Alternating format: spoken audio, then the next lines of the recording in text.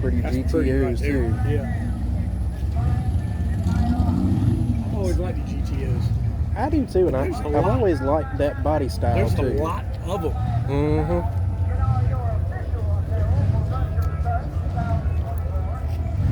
That's the one thing I've always loved about coming out. You will see stuff down here you don't see nowhere else. It's like last year, the Comets. There must have been 30 of them down here. I haven't seen the Comets and the Mavericks and stuff like in forever at car shows hardly. And there was a tail load of them down here last year. That guy's running around too.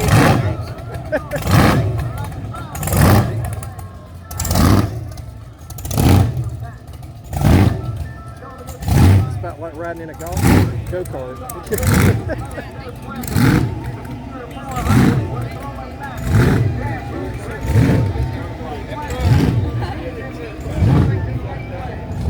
So your kids go to a Christian school? Well, my oldest one just graduated from Francis Marion back in December. Uh-huh. And he's now working with Wilson High School in Florence. And my youngest one's in the 6th grade at Florence Christian.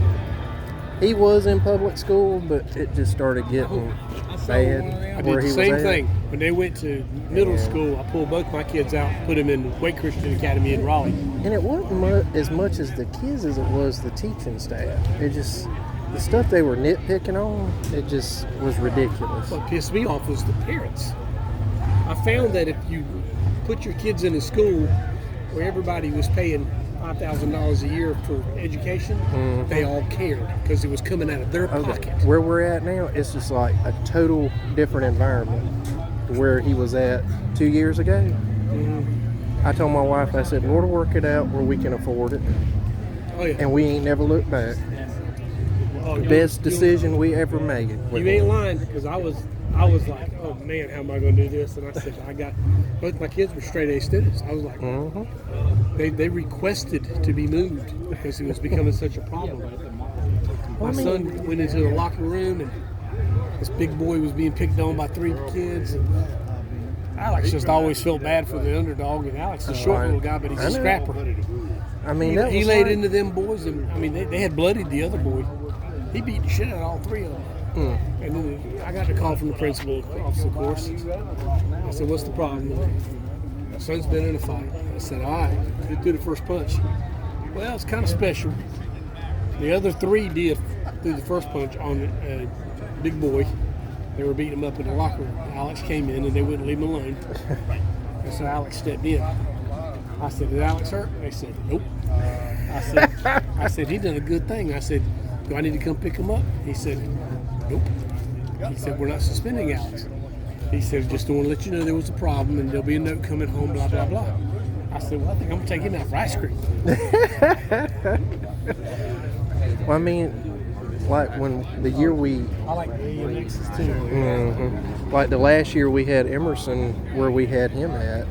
This is in 4th grade now. He was coming home saying, Daddy, you're not going to believe this. He said, there were 2 boys in the grade above me smoking weed in the bathroom. And this was at a charter school now. Yeah. It's supposed to be similar to going to like a private school. I'm sitting there thinking, are you kidding me?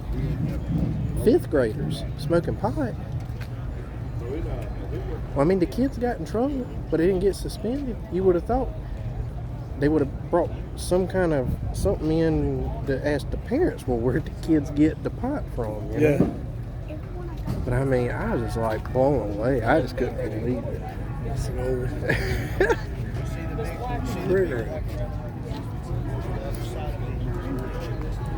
Sitting there thinking, you know, he's got that park there. He don't even have to leave. He can just stay in the campers overnight. I would. DreamWorks Motorsports. Definitely would.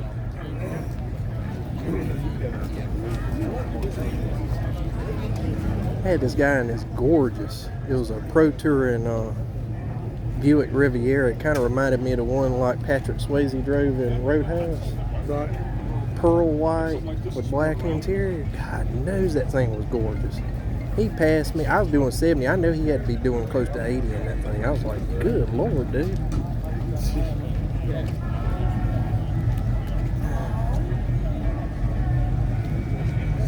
Which I guess I can't complain between driving mine from Lake City to Florence, which is about a 35, 40 minute drive depending on lights.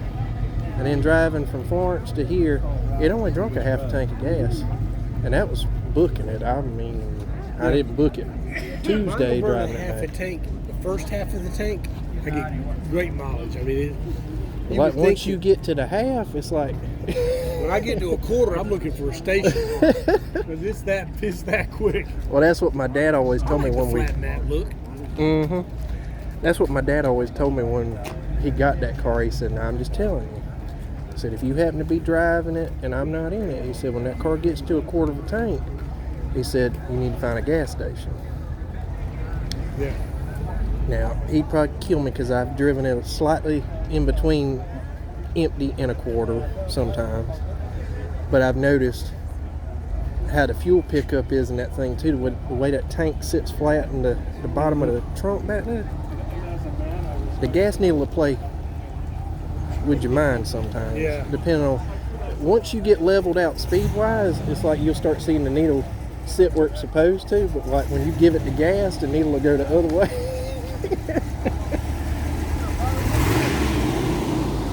Charger convertible. That's pretty. It's got the 440 in it too.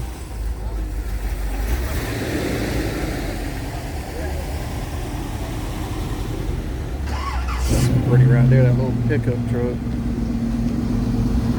Got a high price little paint job on that. Now I've seen that one at some of the cruise ins around Myrtle Beach. Donovan used to own that car. You remember you know who Donovan is? I don't think He does so. In the Pits racing Okay. podcasts and stuff. Okay. He's out here somewhere, but that used to be his car. I've got several shows that I've been to down here that I've got it on video and stuff. It's a pretty car. Those cars have always been one of my favorites. The SSs. Mm-hmm. There's lots of them, but they hold their value. Which I've often wondered if some of them are true SSs or not true, because they say that those cars, like with the Torinos and Mustangs and stuff, the VIN numbers are pretty accurate if they're a real whatever they claim they are. They say it's a little harder to actually know the VIN is correct on an SS on like a Chevelle versus like a Fairlane or a Torino or something. Yeah. Because I know as many as I see go through at Barrett Jackson every year, it's like, there ain't no way there's that many 454 Chevelles in that one color. You see that Camaro right there, the Z28 Camaro. Mm-hmm. Those have never appealed to me. No, that's just me, my personality. I've never Well, I've seen so many of those, just like the Mustangs. It's just, I gravitate to the body styles in them that you don't see that much. Like in the Camaros now, I kind of like the late 80s. You know, I kind of like those. You'll be lucky to find 3 other Torinos out here at the same age as yours. Oh, I know. That's a I rare was one. surprised that I found 6 of them last year. Because usually there's less than a half a dozen out here each year.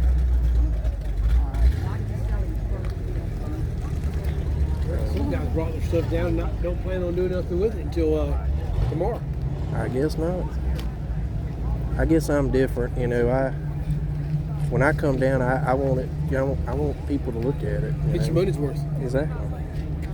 I mean, I can leave the car cover on at the house.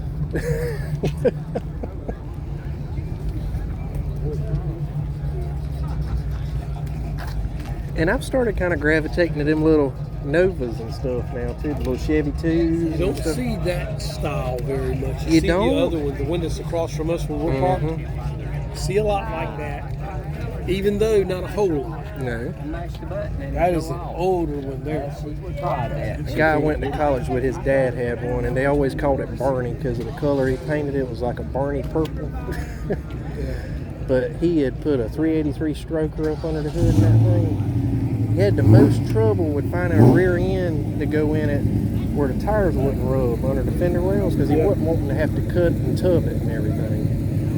And I don't know if he ever I hadn't seen him in forever. I know his dad had passed away. I don't know if he kept the car after his dad passed away or not.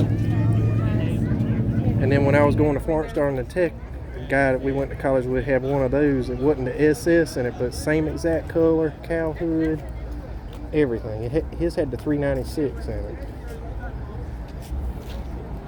Four speed, I think he had in it and everything. He didn't have many cars with overdrive in them. 5-speed. That was later. I wish that Torino had overdrive in it. I think it would make it a better cruising car once you get up past 50 and 60 miles an hour in it and everything. Which I've always said, if I had the money, if I ever had to go back through that car for some reason, let's just say the motor had catastrophic failure or something in it, I'd love to keep the exterior totally stock original and drop like the new Coyote up under the hood and do like a pro touring style with it with the wider Magnum 500s and all that kind of stuff on it and have all the creature comforts inside with cruise and all that. That's another thing I've been trying to find is a universal cruise control kit to go on it, especially like for driving down here. Once you get out on 501 and stuff like that, just being able to hit the cruise button and chill and relax. That one right there, that Mach 1 right there is worth a pretty penny. 429 original Ram Air. Those cars and those body styles are just starting to hit me again. It's like my dad and I looked for one for a long time after he bought that Torino. He said he wanted to try and find something I could have older to show, and we found several Torinos sitting up, nobody doing anything with them, and the guy just would not sell them. That Daddy was like, he said, well, you got a couple extra spare sets of sport louvers for the rear window, so would you let one of those sets go since they're just sitting out here in the open elements rusting away and everything? And the guy was like, nah, I'm getting ready to take them off the back of that car and probably put them in my building for storage. Instead, they said, well, I'll give you $800 for one set. Because we knew what a brand new set cost from a place out in Arizona Daddy had found a set at. I think they were like $1,500 or something like that to go on. The original one still in the box and everything. And the guy wouldn't come off for $800. No, I would have been like, yeah, sure, take them. Check that car out. So for $3,750. You can run across some decent deals on stuff out here, but then you can also came home with that car right there. My wife would have me Shanghai. You got an LT1 in that little Volkswagen right there. A what? An LT1. God almighty. And it's rear wheel drive too. It ain't front wheel drive. Oh my God. Now that's a first. I had never seen nobody do that with a Volkswagen before. And then turned Daddy into his, I guess, a trunk of some sort. You might could get a couple pairs of shoes in the back.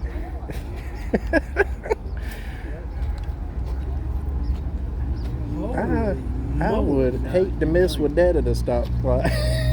That thing would be like Herbie the Love Bug. You'd stand up on its rear ass and just keep on spinning. Oh, God. That took some engineering. Somebody had a whole lot of time. And money. And a lot of skill. A lot of skill. That is a first. You do that easy. No, sir. Jeez. That's tough enough there now. I gotta get a picture. Alex, my son's gonna love this shit. I mean, I like the color of it and everything. Volkswagen guy. No, my son, he's not really a Volkswagen guy. He's just into cars and engines. He's one of these like Hot Wheels. He grew up with Hot Wheels.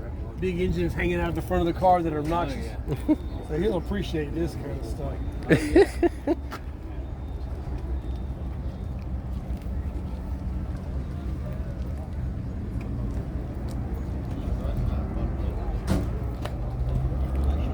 I mean, that's a one of a kind. I don't think I've ever seen anybody do that with a Volkswagen.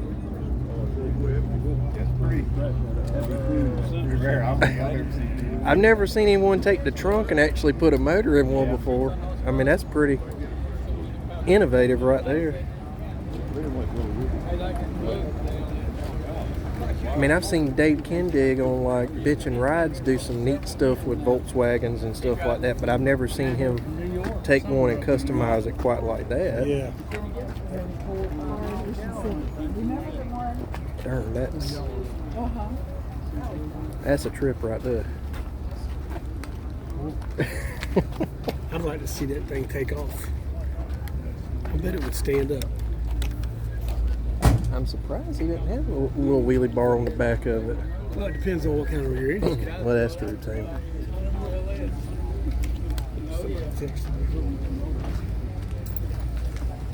Old Buick Skylark. Those aren't bad looking cars either. Yeah, one of my brothers had a Buick Skylark. Or actually stepbrother.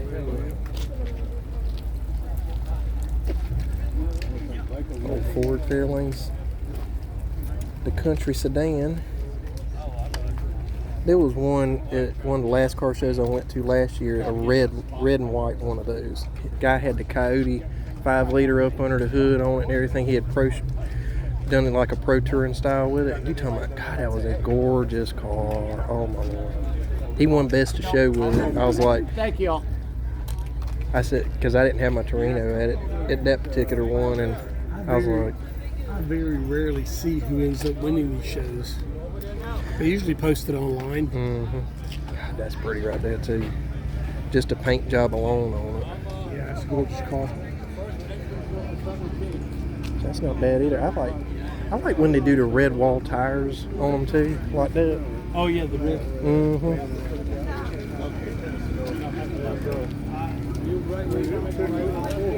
I've been tempted to try and find a set of slimline red wall tires from my dad's 2010 Mustang, because on a silver car I think it would look pretty dang on nice. But I know they make them. I just haven't found a set at a reasonable price that I can feel comfortable spending that much money. I'm just walking, so if you say I am tired, I figure we'll go about halfway up and then work our way back down this way, then come back in the other way. That way we covered half of it. If we get lucky, we'll cover half of it.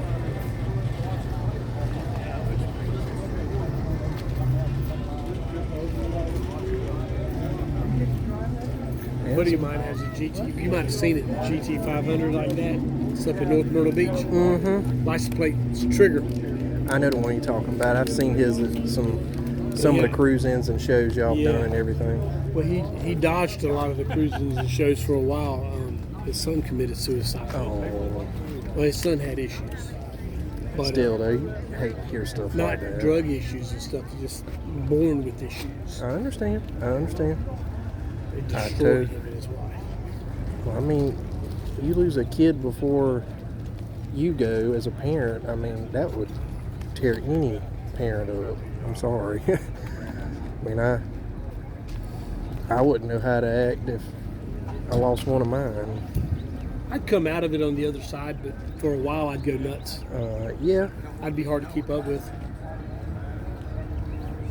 That's pretty sweet right there. Continental drop on air ride suspension. And then the Cadillac right behind it. Yeah. Never been a fan of those, but that's my personal feeling. Yeah, in the big cars, I could see it. If I was carrying the whole family, like, Clark Griswold to a show or something like that, that'd be something cool to ride in. I admire the engineering behind it. And to me, I never want to criticize another man's car. No, Now that's pretty damn sweet, man. Yeah. That's a God, heavy that is a big. That is a monster. Could you imagine what it took to tint that rear one? Look at the flake on the paint.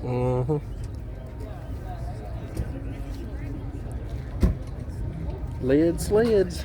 I tell you what, not my style, but I can give it a thumbs up. I appreciate it. And then you got the other one. These guys all came out together. That's pretty right there. I mean, I like the color of it. That's pretty cool.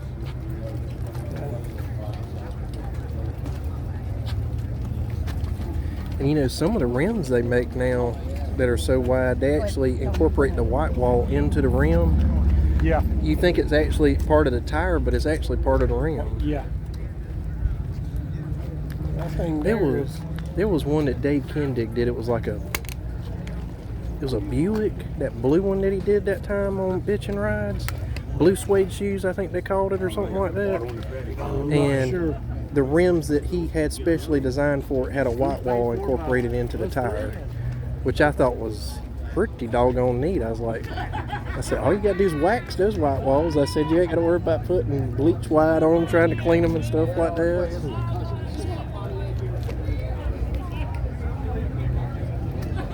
That car just barely made the cut off, I believe. Yep, 84.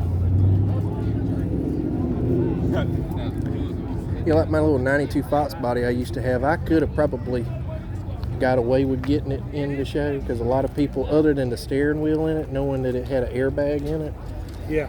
most people never would have known the year model difference between 87 through 93. Unless you're a real true Ford person, you know the difference. Yeah, you'd have to be in it. Mhm. There's the car. That's the body style I like the best. I know. That's why I like my dad's 2010 that he had gotten. Because to me, the front end looked a lot like those cars, even though the rear end still had that kind of 65, 66 look and stuff like that.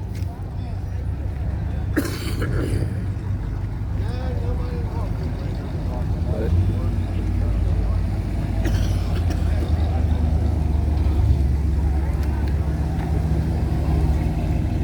Studebaker.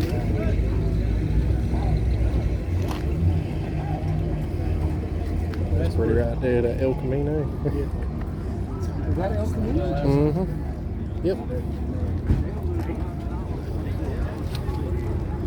To me, that was one of the last really pretty body style El Caminos, in my opinion, just because of the way the bed looked on it in comparison to like the Impalas and stuff like that. Mm-hmm. It's like, make me a cash offer. I don't think I'd have enough cash to probably make you a decent offer on it. Here's the problem with that. I'll make you a cash offer, but I got to check that title out. I got to have a day or two to clear that title. Exactly. Cash offer like that, he's got a title that's not been signed, which means he's just in transit.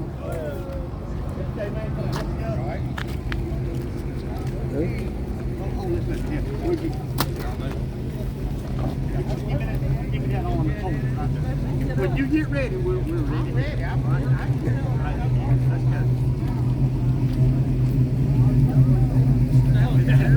It's like it's set in around here, don't it?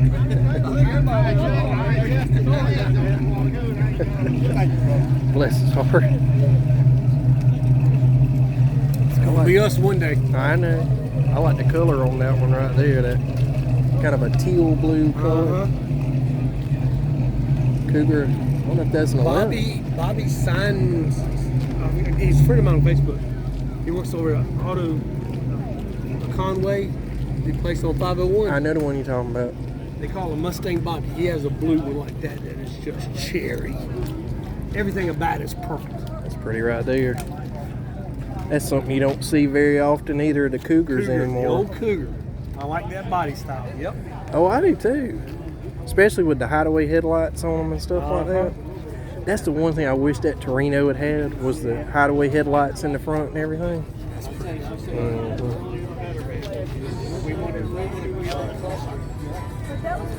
Some pretty Mustangs on that side too. Well, I think it's right past See, I parked. I don't know. That's pretty right there. About 2 hours. Saw the Mustangs. These guys last year.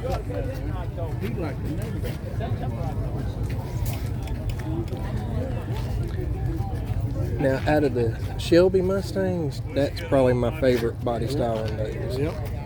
When they had the funky nose on the, like, 69 and 70, I think had the funky nose on the front of it and everything. I didn't care for that much. But now that body style, I like. It's hot. Mm-hmm. I don't think that's the original nose cone, is it? Might be. It might be. I know, I want to say 67, 68, that's the way those front ends looked. And in 69, they changed it to that funky kind of what I call almost like a Charger kind of look to the front end of it and everything. Yeah. Those the 69 and 70s, there's a bunch of them out here this year. But I mean, you can almost make a rolling chassis from a parts catalog for a 65 and a 66 anymore.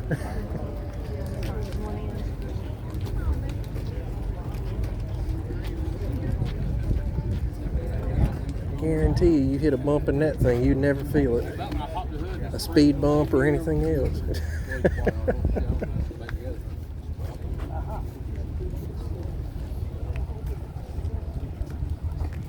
Kids give you a hard time, just put them in the trunk that day.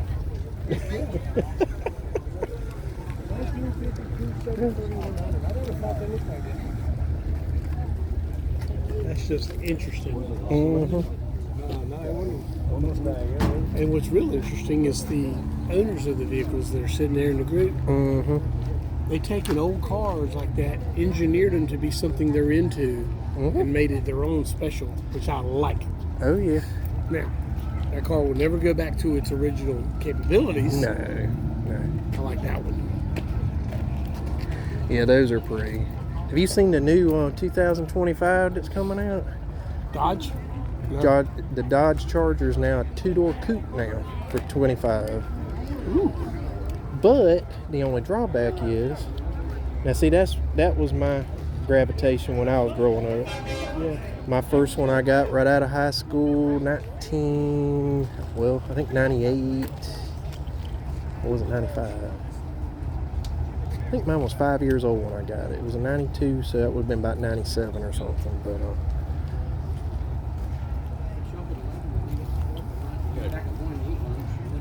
You gotta stop jerking them around, stop jerking them off.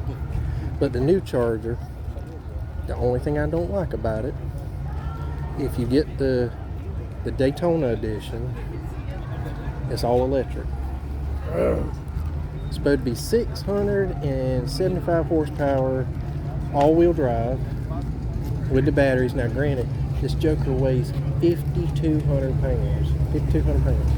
But if you get the what they call the Super B package, along with the Scat Pack option, it's a hybrid. It comes with the gas-powered motor plus the electric side, but it comes with an inline V6 that's turbocharged.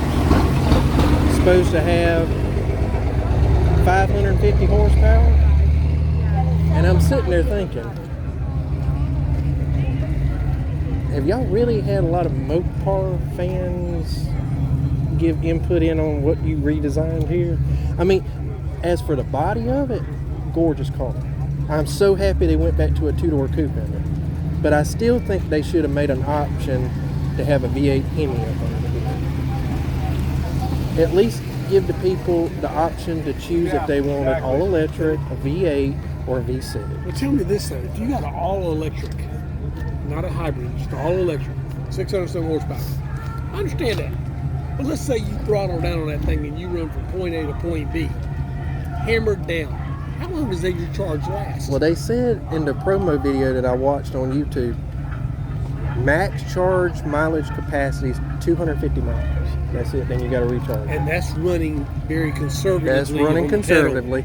I don't think that's really giving it the performance side. pedal. No, that's economic. That means you're feathering the throttle and everything else. We had some people that met us on that cruise that drove across from Panama City over to Titusville. They drove their chargeable car, Tesla.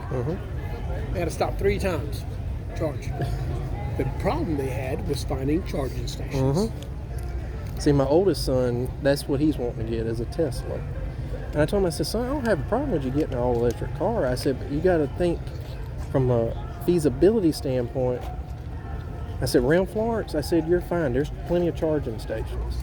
But once you get out past Florence, if you're traveling somewhere like some of these softball tournaments he likes to go to, unless he charged up before he left, they're out in the boondocks. There ain't no EV charging stations nowhere near close where he goes to. I said, you just got to think about stuff like that. I saw a Tesla that had a trailer on it. Yeah, I saw that last year. Tesla that had a trailer pulled behind it and had a generator running on it plugged in. I was like, that makes sense. That's stupid. I'm not against it. I appreciate they're trying, but I'm not either. I just think it's a waste of time. I think a hybrid vehicle right now is more feasible in this country over here versus an all electric. Yep. And I've got several clients that have hybrid vehicles. And, you know, I've asked them, a couple of them have those Toyota Avalons and stuff like that are hybrids. And I said, well, I said, how long do you go before you have to put gas in it?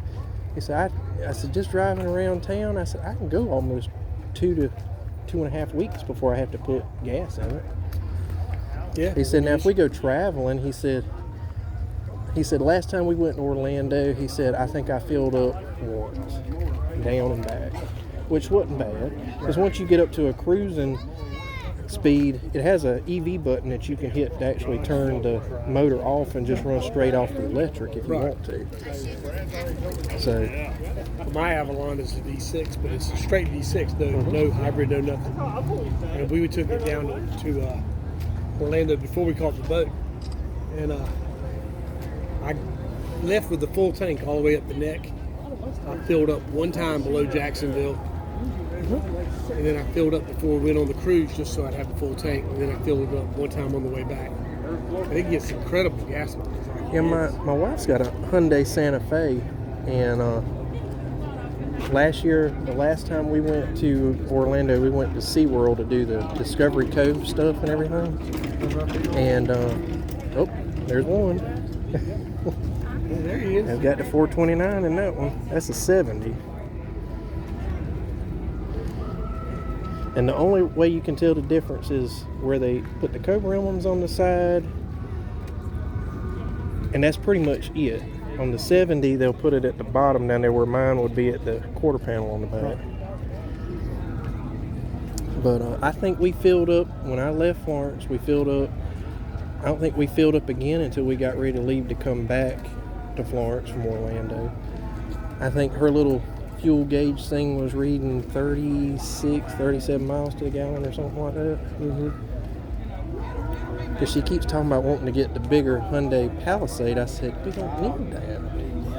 I said, our oldest kid's grown. I said, if we do a whole family trip with everybody, we've started taking like my truck because there's plenty enough room for all of us in it. And more storage space in my bed to put luggage and stuff. And really, the last time I drove it to Orlando, I was really surprised how well it did on gas. I think by the time I got right outside of Orlando, it was averaging 24.5 on the cruise. With the cruise set at 75 or whatever. Because my father-in-law asked me, he said, what'd you get in yours? Because he had drove his truck down and everything. I said 24.5. He said, well, I got about a mile better. He said, I was doing 25.5. That's another thing about parking out there. Very few people will walk out there. Oh, I know. And a lot of it's got to do with that soft sand, especially older people. They're not going to get out there and run the risk of falling down. It's bad enough walking out here like that poor gentleman there. Well,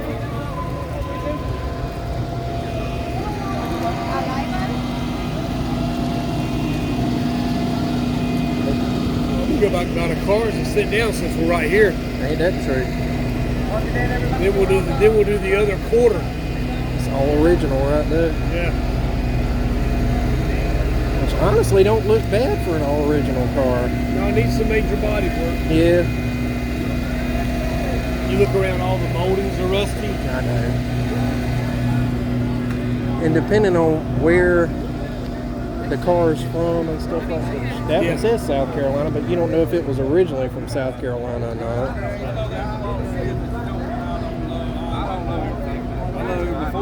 There again, some people like to keep their cars in the patina look. Mm-hmm. Right there. Yep. Why fix it? If you go keep it in the garage, you don't drive in the rain. Oh, yeah. I miss it. See, that's what used to kind of get me with coming